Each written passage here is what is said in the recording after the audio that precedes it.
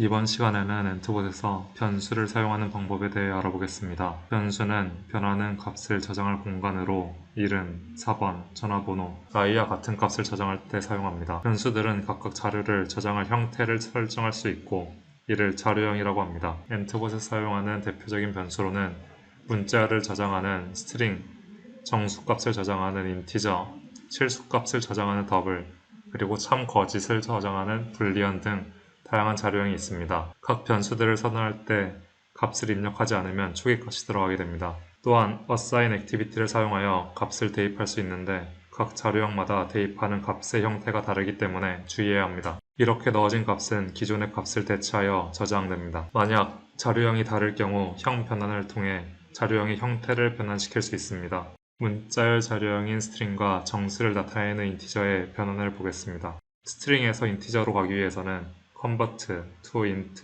그리고 스트링 변수를 넣어 사용할 수 있습니다. 만약 나이를 문자열로 입력받고 정수형으로 저장하고 싶다면 이러한 방법으로 변환시킬 수 있습니다. 반대로 정수형에서 문자열로도 변환이 가능합니다. 변수명에 toString을 붙이면 정수값이 문자열로 바뀌게 됩니다. 변수를 사용하는 데 있어서 자료형만큼이나 중요한 것은 범위입니다. 이는 변수를 사용할 수 있는 위치를 지정 가능하게 해주는데요. 그림과 같이 파란색, 노란색, 초록색의 공간이 있을 때 파란색 공간에서 만들어진 변수는 노란색, 초록색에서 모두 사용이 가능합니다. 하지만 동일한 이름의 변수를 노란색, 초록색에서 다시 선언하는 것은 불가능합니다.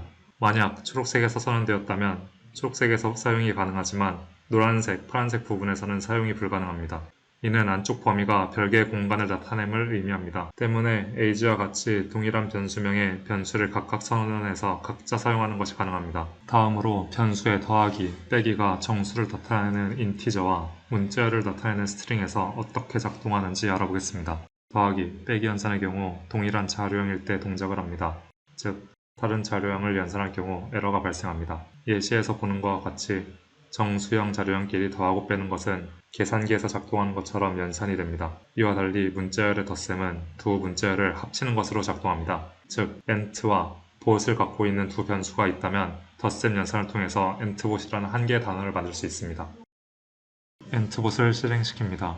시퀀스를 클릭하고 위치를 지정합니다. 아래 변수를 선언할 수 있는 곳이 있습니다. 여기서 변수를 선언하고 자료형, 초기값, 범위를 설정할 수 있습니다. 원하는 자료형이 없을 경우 찾아보기를 클릭하여 검색할 수 있습니다. 네임 변수에 김사원이라는 문자를 기본값으로 설정하겠습니다.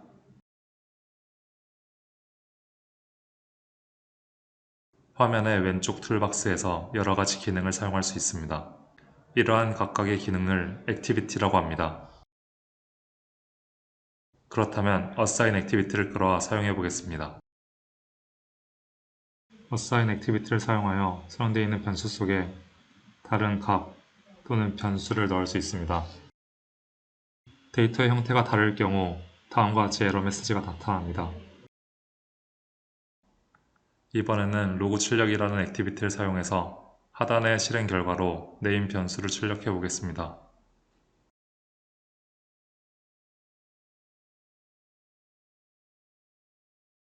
순서를 바꾸어 정상적으로 들어간지 확인해 봅니다. 김서원이었던 네임이 이서원으로 바뀜을 확인할 수 있습니다. 변수의 값을 직접 입력하는 것 외에도 변수를 입력해 값을 바꿀 수 있습니다.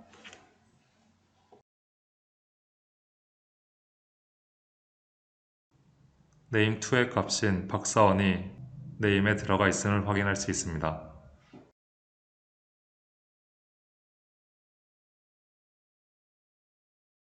맨 처음 생성한 시퀀스 안에 두 개의 시퀀스를 생성해 보겠습니다.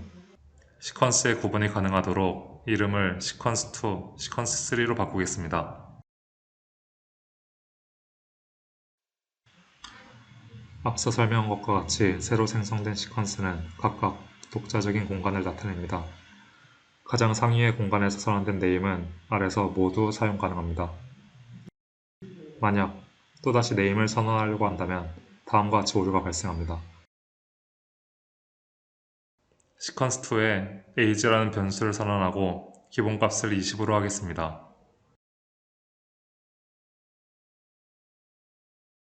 마찬가지로 시퀀스3에도 age라는 변수를 선언하고 이번에는 기본값을 30으로 하겠습니다.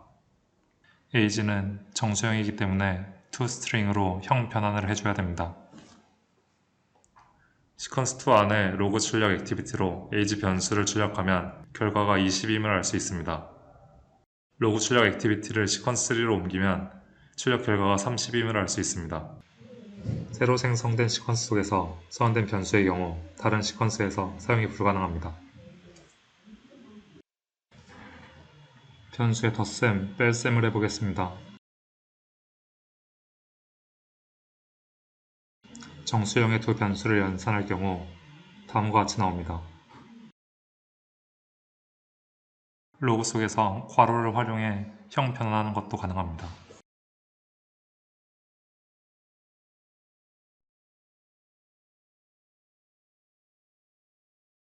빼기를 해보겠습니다.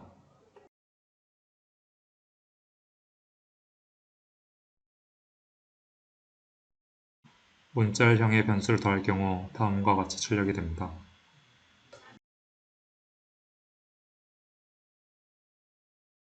문자열의 경우 빼기 연산이 되지 않습니다.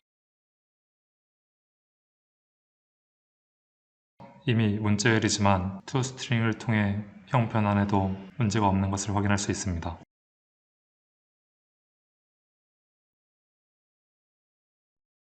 앞의 내용을 토대로 다음과 같은 예제를 수행해 볼 수 있습니다.